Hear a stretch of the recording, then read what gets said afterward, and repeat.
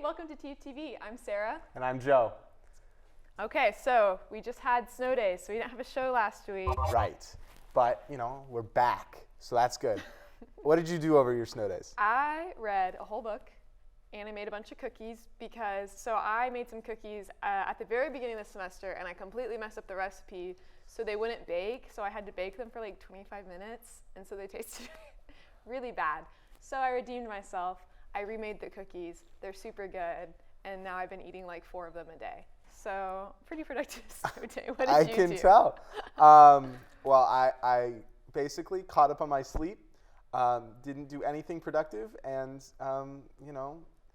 it's weird going to a school where just a little bit of ice, just wrecks the entire town for 3 days. I'm from Syracuse, New York, and that would never happen. We get 3 feet of snow in a week, and it's like, okay, you can go to school. Well, that's Oklahoma for you. Yeah, pretty much. Bipolar weather and people that don't know how to drive. So, all right, we'll get back to you.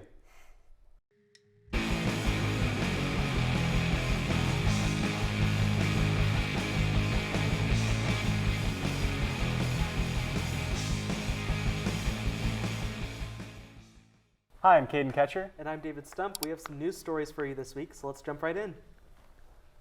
Tyree Nichols, a 29-year-old black man, was pulled over on January 7th for what the police said was reckless driving.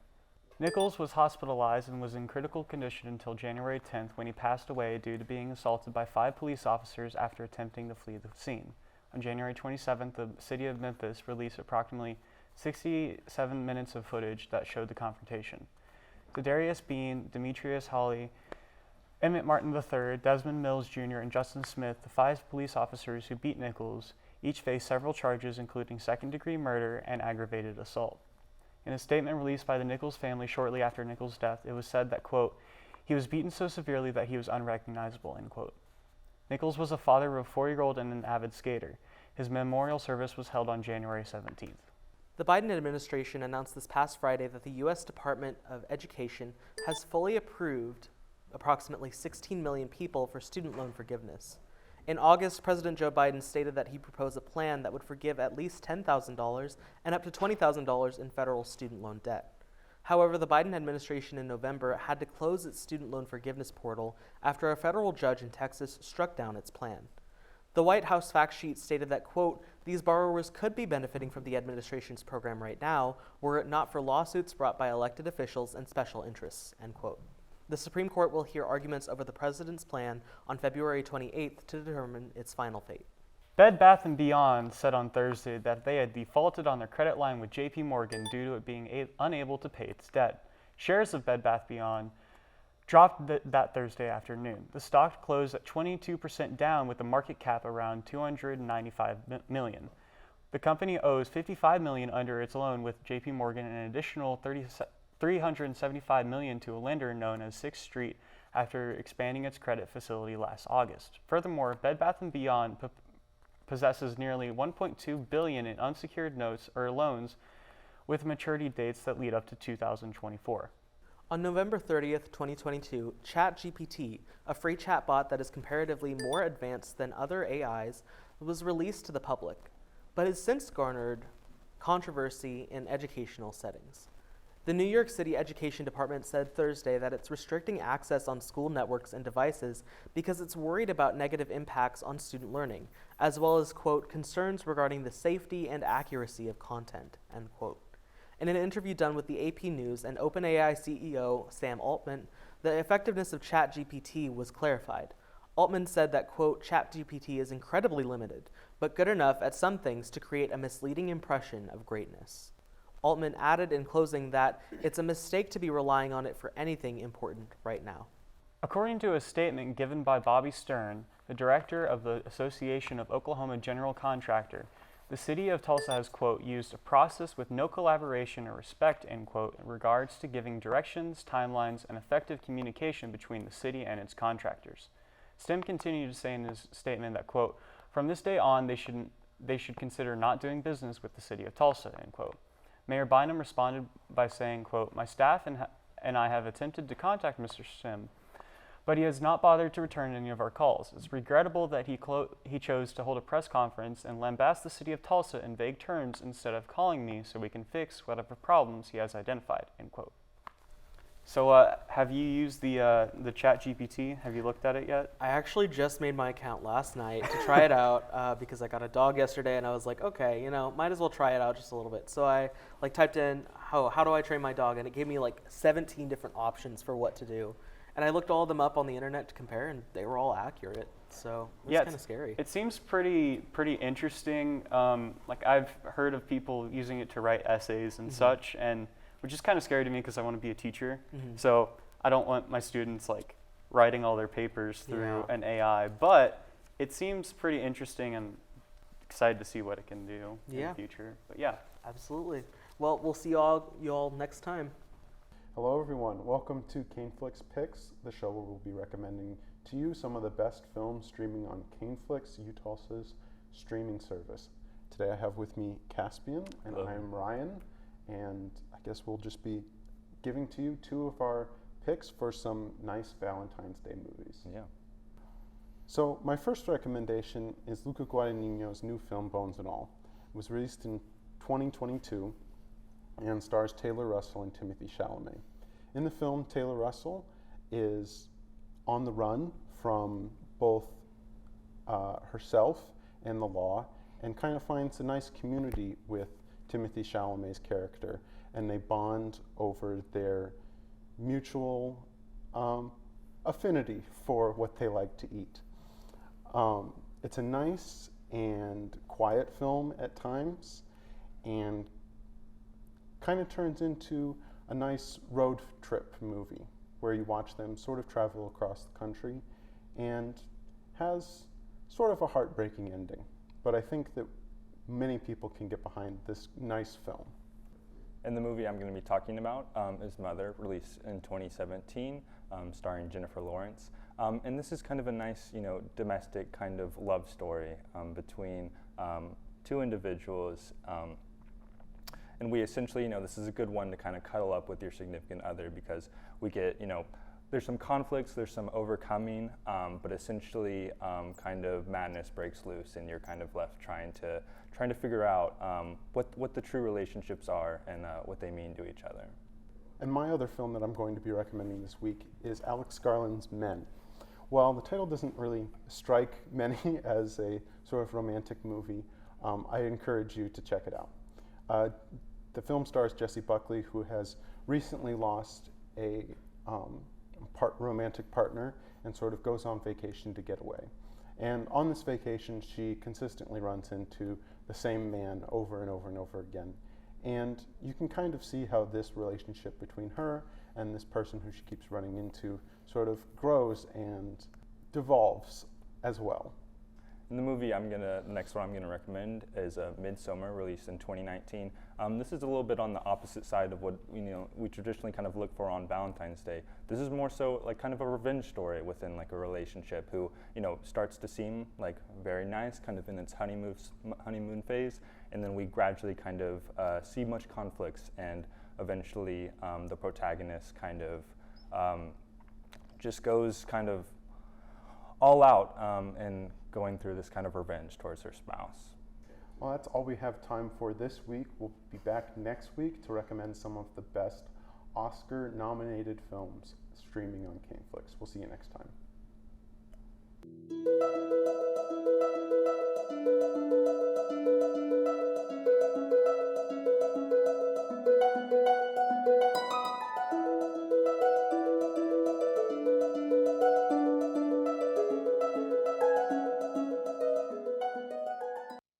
Welcome back. Today I'm interviewing Wes Wes Addington. Hey guys. He's a senior here at TU.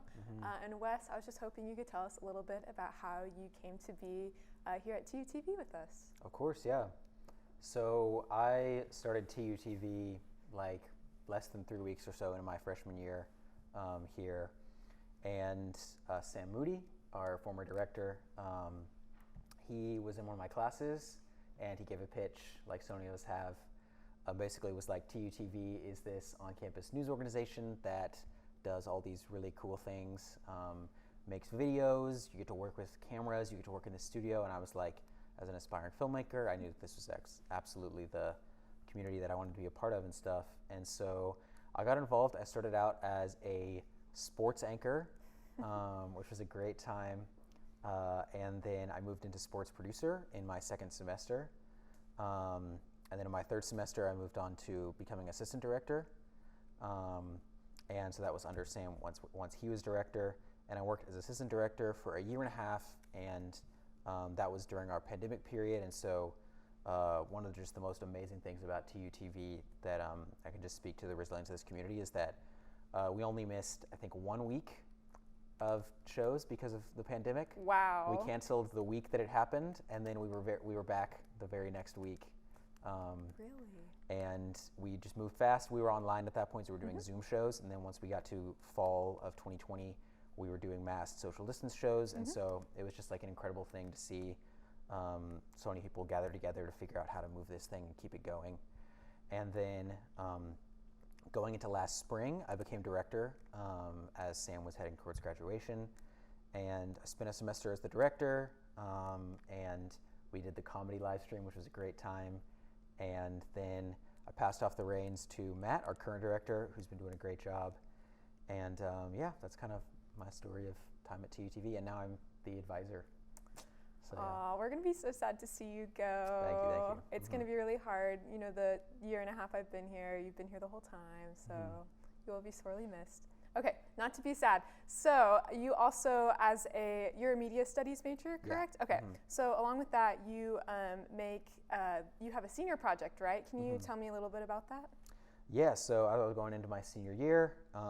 I had been exploring this concept of garbage and its relationship to humans through both my film studies classes and my media studies classes. So my sophomore year, I made this brief little short film that was basically asking a bunch of people about what they thought about garbage and things. And so it was sort of like drawing this like tapestry of humanity together and really like taking this thing that we so often like don't talk about and we think of as so simple and so marginal and we push to the side and we hide in these garbage cans and stuff. And I'm just interested in seeing like when you put it at the front of people's minds whenever it's so often pushed to the back, what comes out and things like that.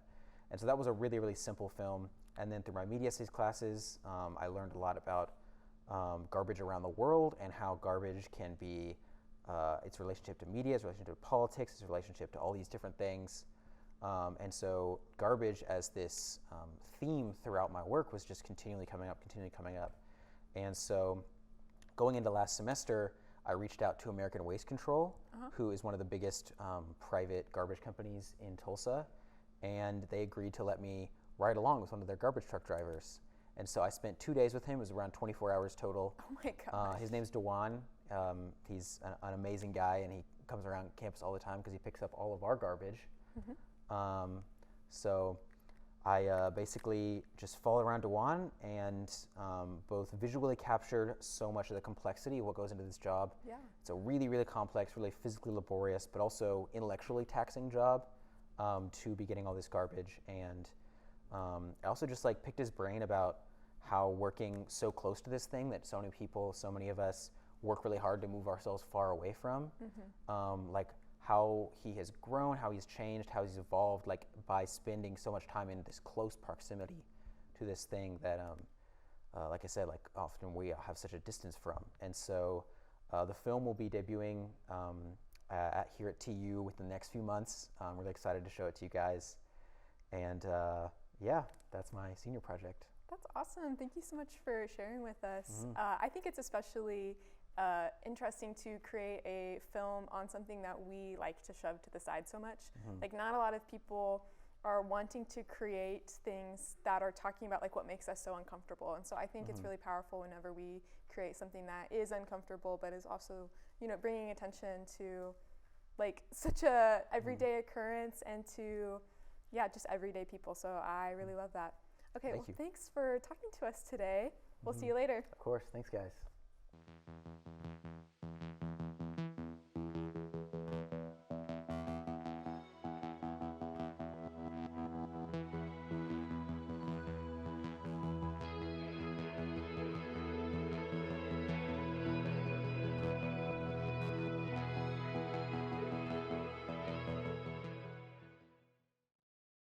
Hi, welcome back. I'm Caden Ketcher. And I'm Mike Walters. We have some great stories for you today, so let's hop right into it. After winning their first conference game last week over the Tulane Green Wave, the Tulsa men's basketball team has gone on another losing streak, losing their past 2 games. The first was a road test facing the Pirates of East Carolina. It was an off night for some of Tulsa's big names, with sophomore guards Sam Griffin and Anthony Pitchard combining for a total of 18 points between the two. There was some hope early in the second half, but the consistent play late has Tulsa's Achilles heel recently, and it faced a 76-66 loss to ECU. On Sunday, Tulsa was back at home facing the Memphis Tigers. This was the first matchup of the two teams this season, and it featured the return of former head coach Frank Haith as now assistant at Memphis. Tulsa has played it tight in the majority of the game, but their late game lows continued and Memphis pulled away, taking the victory with a score of 80-86 over Tulsa. Much like the men's team, Tulsa women's basketball has also seen a string of conference losses, with their losing streak stretching to 3 after Saturday's loss to SMU. Tulsa previously had been on a 7-game win streak, with their last loss coming at the hands of number 22 Kansas Jayhawks back in December. Tulsa has entered the bulk of their conference play, no longer facing the teams currently ranked at the bottom of the American and now facing those at the top of the ranking, such as USF and SMU. With their sights at the NCAA tournament, it is imperative that Tulsa gets back on track and makes a run for the top seed in the American, starting with their match against Cincinnati this Wednesday. Tulsa men's tennis finished off their road trip for Intercollegiate Tennis Association kickoff weekend with a 4-1 victory over the conference opponent UCF. The win moves the Golden Hurricanes to 2-2 on the season, snapping their 2-game losing streak. The doubles duo of Connor DeMarco and Cody Peterson won a nail-biter against the nation's 28th ranked doubles duo out of UCF, winning the highly contested match 7-5. Coming back home this weekend, Tulsa will play host to Texas Tech and in-state rival ORU this coming Sunday. Tulsa women's also finished off their week with a win against Minnesota, which moves the Golden Hurricanes to 4-2 on the season. Minnesota clinched the doubles point at number 1 spot, where the Golden Hurricanes outlasted Tulsa's Maria Bernanda and Lily's Hutchinson in a match that ended with a 7-3 tiebreaker. Tulsa was awarded a team point at number 6 position to open singles play, tying the team scores at 1-1. Lisa's Lila Code Monfort, Marisa Zeinchuk, and Lily Hutchins rattled off 3 single wins all in straight sets to win the duel for the Hurricane. The Super Bowl matchup is set with the Philadelphia Eagles representing the NFC and the Kansas City Chiefs representing the AFC. This will be the Chiefs' 3rd Super Bowl in the last 4 years after avenging last year's divisional loss to the Bengals Sunday night, beating Cincinnati on a game-winning field goal. This is Philly's first Super Bowl appearance since winning back in 2018. Now with new head coach Nick Sirianni and star QB Jalen Hurts leading the helm, the Eagles look to bring back the Lombardi Trophy back to Philly. The game will air on Fox on February 12th at 5:30 Central Time. All right, what do you got for the Super Bowl? It's a tough one because I'm a Cowboys fan. I don't want any of them to win. Yeah. But I have to go with the Eagles because I do not like Jackson Mahomes. I know. I would like the Eagles to win, but I'm also afraid for the city of Philadelphia. Yeah. If they do. Well, if they lose, it's still going to be destroyed, but Yeah. it's up in the air to me. A lot of batteries thrown. That'll be it. Yeah. Well, we'll see you guys next week. The Oklahoma Center for the Humanities has some exciting events coming up in February. On this Friday, the 10th, join the OCH for a night of secrecy, honesty, and revolution.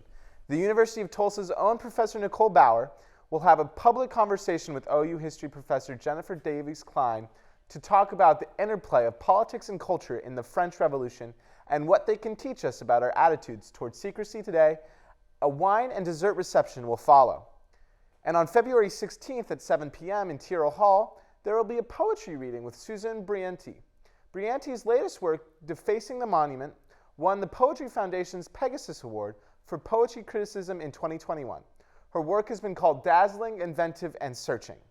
Keep watching TUTV to hear about more events from the Oklahoma Center for the Humanities.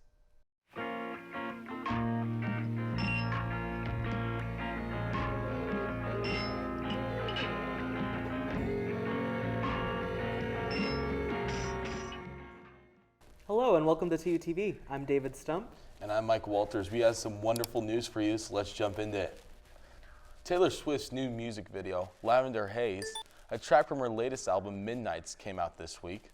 The song has reached over 6 million views and leads the music trending on YouTube after one day release. This time, she also collaborated with Laith Ashley de la Cruz, a transgender actor and activist. Her visuals for Lavender Haze possibly gives a hint for another upcoming video. In the opening scenes, the camera lingers on a record sleeve with the title Mastermind, another Midnights track.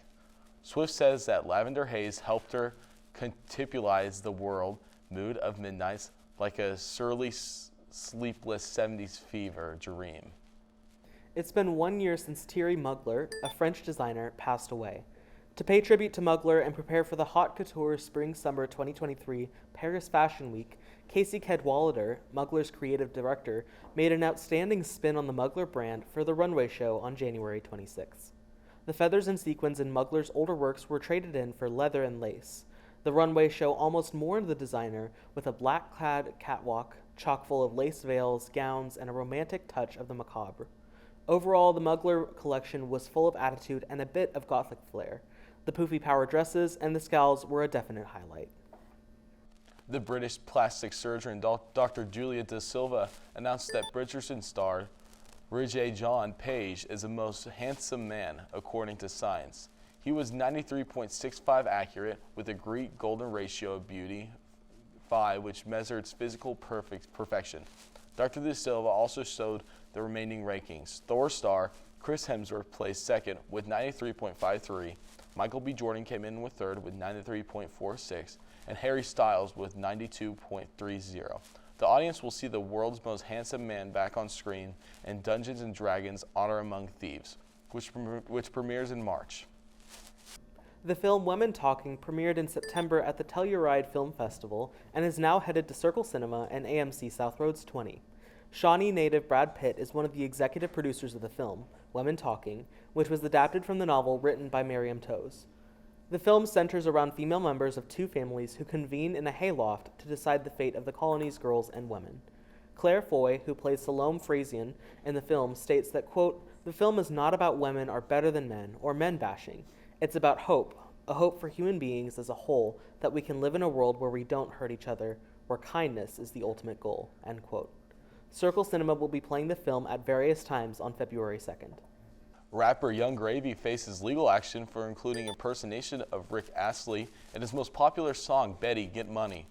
Rick Astley cleared Young Gravy's use of the composition of his song, Never Gonna Give You Up, allowing Gravy to use elements of the music and lyrics in the new song. However, this did not give permission for Astley's signature vocal sound to be replicated. In an interview with Billboard, Young Gravy stated that the quote, "We basically remade the whole song, had a different singer and instruments, but it was all really close because it makes it easier legally," end quote. Astley claims that the impersonation is almost indistinguishable from his version and clearly a way to exploit Astley's image without getting the proper legal clearance. Astley seeks to sue both Gravy and the alleged impersonator Nick Seasley in the multi-million-dollar lawsuit. So are you an avid listener for Young Gravy? I've definitely dabbled in a little bit of the Young Gravy music. Have you? I have a little bit, mainly through TikTok and stuff. So it's sad to hear because honestly, Betty Get Money is like one of his best songs in my opinion. For sure. And yeah, it does sound a lot like Rick Astley, but also Rick. It's been Come on, years. bruh. You're making millions of For dollars. sure. Do we need to see Young Gravy? We don't need this. Yeah. It's kind of like, okay, I want Young Gravy to win, but that's just Same me. here. Absolutely. Well, that's all the time that we have for y'all this week. We'll see you next time. See y'all. Hey, welcome back. So, we just got news that La La Land is going to move from the screen to the stage. No. And I, for one, No. am excited. No. Joe no, is not.